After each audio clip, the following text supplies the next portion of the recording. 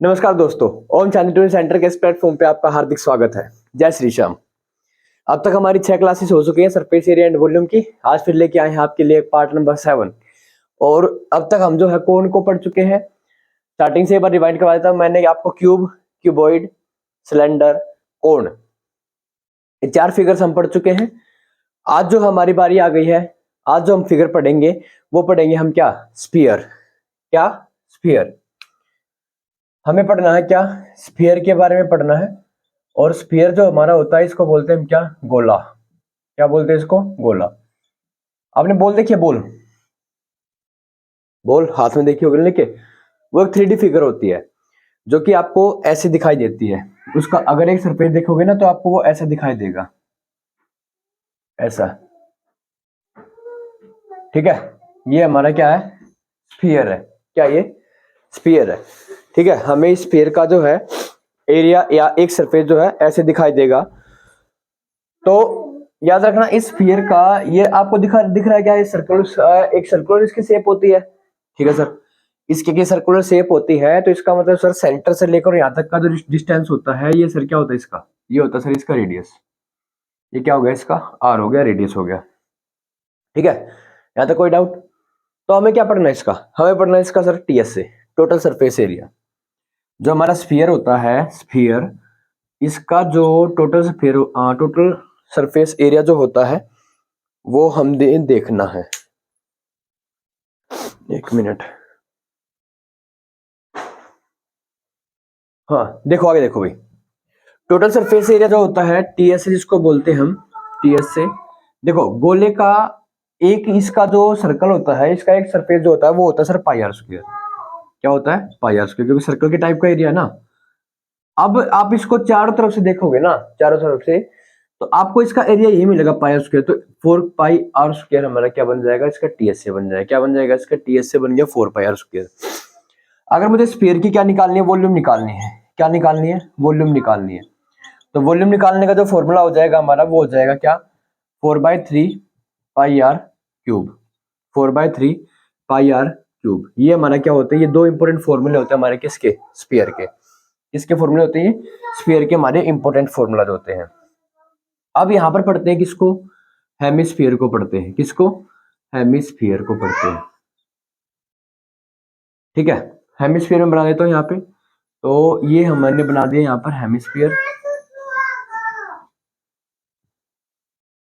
एक मिनट,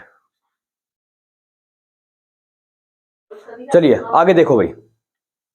ये बना क्या है? हेमिस्फीयर है। अगर मैं इस स्फीयर को बीच में से कट कर दूं, अगर इस स्फीयर को मैं बीच में से क्या कर दूं? कट कर दूं, तो जो है ना आपको ये कट किया हुआ पीस ऐसे दिखाई देगा। अब इसका ऊपर वाला स्फीयर है वो हमें नहीं पढ़ना, हमें हेमिस्फीयर पढ़ना, मतलब आधे की बात कर रहे हैं। ठीक है, चलो। अच्छा जी, इसके अगर हम पहले बात करें टीएसए की बात करें, किसकी बात करें? टीएसए ऑफ हेमिस्फीयर की बात करूं। देखो सर, एक सरफेस तो ऊपर वाला, एक सामने वाला, एक पीछे वाला। कितने सरफेस दिखाई दिए? 3। तो इसका टीएसए हो गया कितना? 3 पाई आर स्क्वायर। अगर मैं सीएसए की बात करूं, कर्व सरफेस एरिया, क्या इसका कर्व सरफेस एरिया होता है? बताना मुझे, आप में से कोई बच्चा बताना मुझे कि इसका क्या कर्व सरफेस एरिया होता है। जब तक मैं वॉल्यूम बताता हूं, वॉल्यूम क्या होती है इसकी। देखो, पूरा हेमिस्फीयर, पूरा जो स्फीयर है उसकी वॉल्यूम होती है भाई 4/3 pi r cube. 4/3 pi r cube. 4/3। देखो सर, आपको क्या कहोगे मुझे? आप कहेंगे कि सर जो पूरा पूरा स्फीयर होता है इसकी वॉल्यूम का फॉर्मूला 4/3 पाई आर क्यूब। लेकिन अगर हमें तो सर पूरे की निकालनी, आधे की निकालनी, तो मैं क्या करूंगा? 1/2 से मल्टीप्लाई कर दूंगा। अब इसको जब मैं इसे कट करूंगा तो कितना आ जाएगा? 2। तो यहाँ पर बन गया 2/3 पाई आर क्यूब बन जाएगा हमारा क्या? Volume of hemisphere. Volume of hemisphere जो होता है हमारा, उसका फॉर्मूला होता है हमारा क्या? 2/3 पाई आर क्यूब होता है। 2/3 पाई आर क्यूब होता है। अच्छा, इसका जो सीएसए होता है ना, मैं बता देता हूँ आपको। सीएसए मैंने आपको बताया था गोल गोल घूमना। तो इसमें आप जब भी गोल देखो, स्फीयर वाले में सीएसए नहीं निकालना होता में, ना इसका सीएसए होता है। क्यों? क्योंकि आप पूरे पूरे गोले को कहीं से भी घुमा लो, आपको 4 सरफेस दिखाई देंगे। मेरी बात समझ में आ रही कि नहीं आ रही है? तो इसलिए इसका स्फीयर का जो है सी एस से कर्व सरफेस एरिया होता ही नहीं है। अब यहाँ पर देखो, इस वाले में जब आप घूमोगे तो ऐसे ऐसे घूमेंगे तो दो हमें सरफेस दिखेंगे, तो एक का एरिया पाई आर स्क्वायर और 2 से मल्टीप्लाई कर दें तो टी एस से हमारा क्या हो जाएगा, सॉरी सी एस से हमारा होगा 2 pi r square, C S से 2 pi r square, T S से 3 pi r square, volume 2/3 pi r cube, volume 2/3 pi r cube.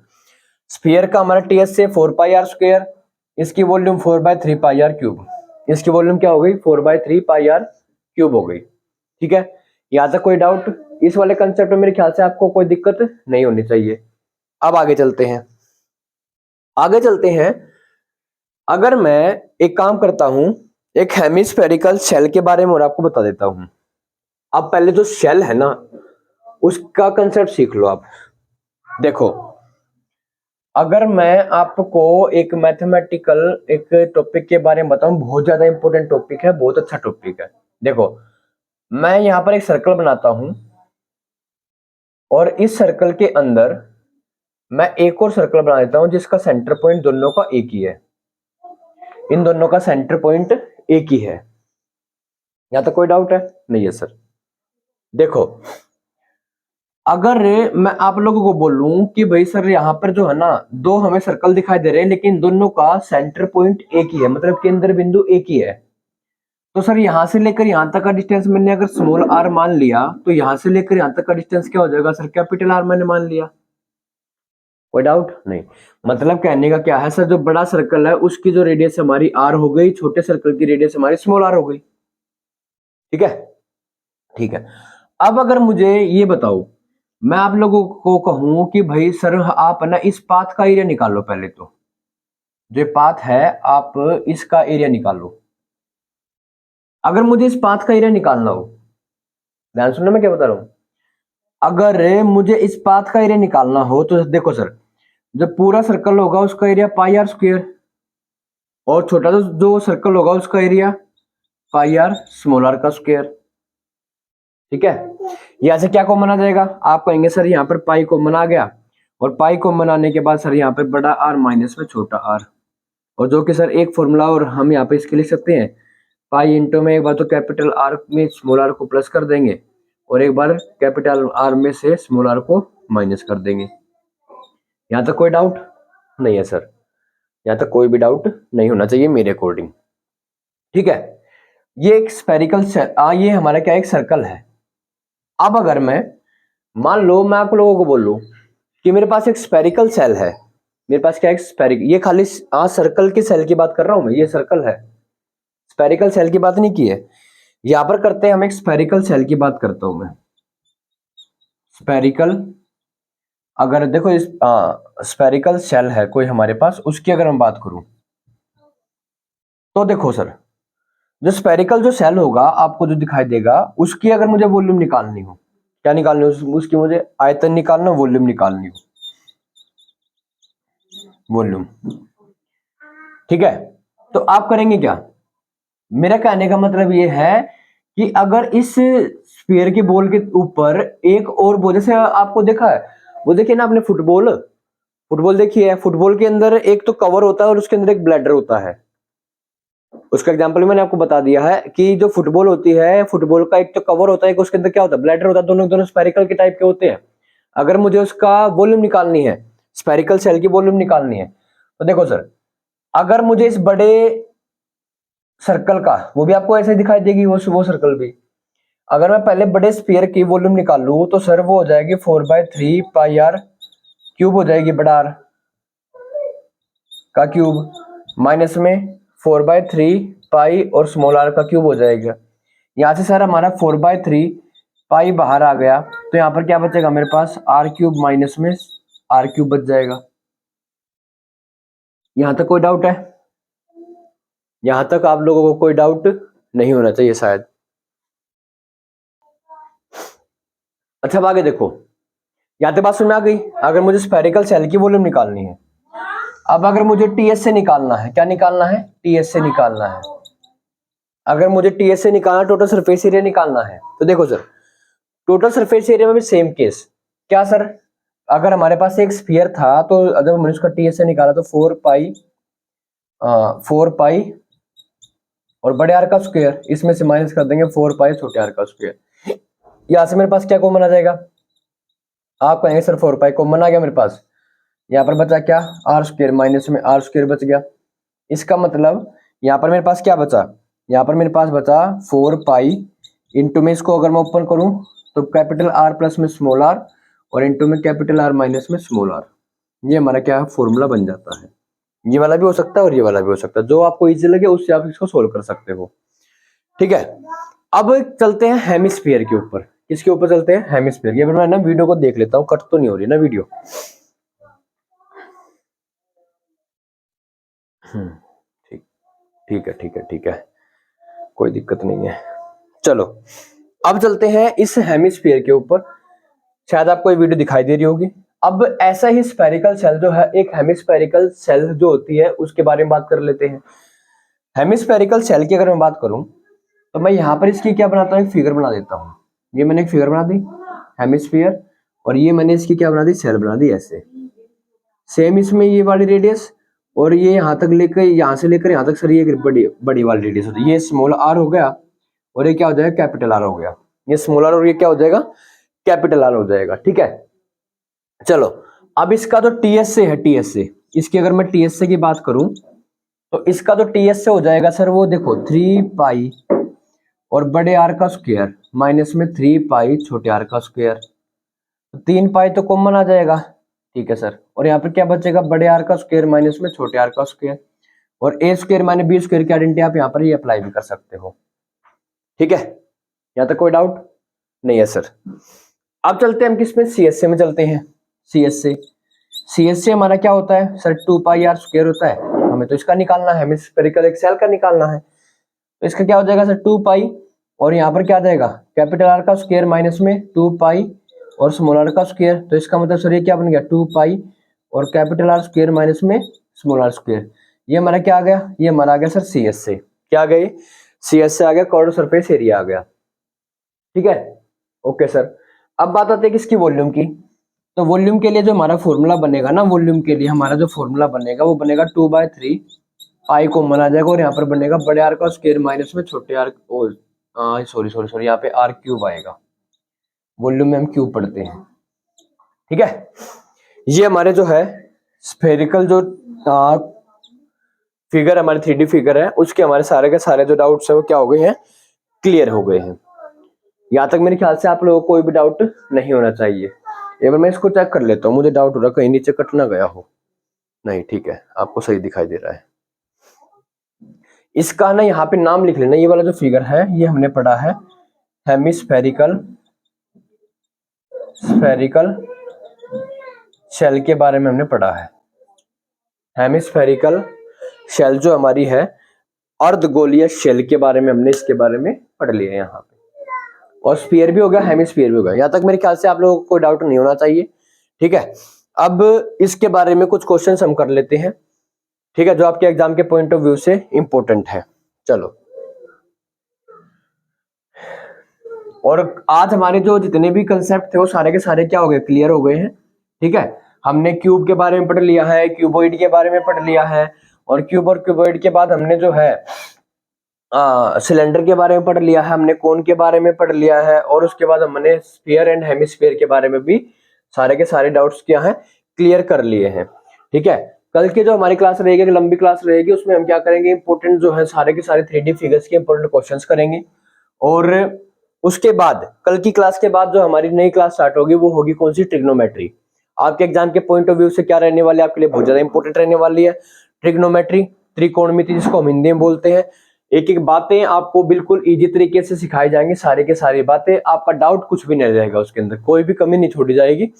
बस आपको वीडियो को लाइक शेयर एंड सब्सक्राइब और पूरी की पूरी वीडियो देखनी है, इसमें आपकी ही भलाई है। ये जितनी मेहनत हो रही है सब आप सब बच्चों के लिए हो रही है। ठीक है, चलो एक क्वेश्चन कर लेते हैं। अब क्वेश्चन है पहले आपके लिए,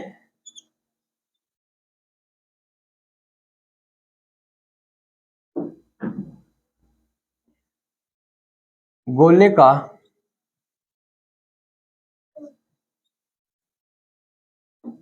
आयतन ज्ञात कीजिए,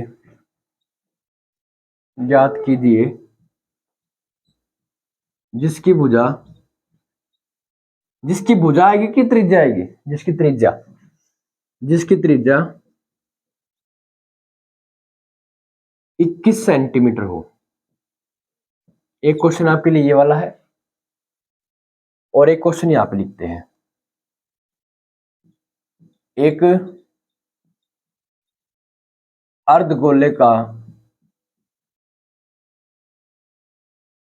एक अर्धगोले की त्रिज्या 21 सेंटीमीटर है, तो अर्धगोले का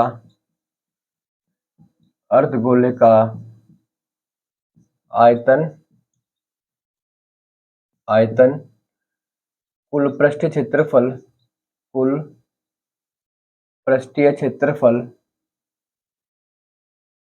व वक्र पृष्ठीय क्षेत्रफल ज्ञात करें। वक्र पृष्ठीय क्षेत्रफल ज्ञात करें।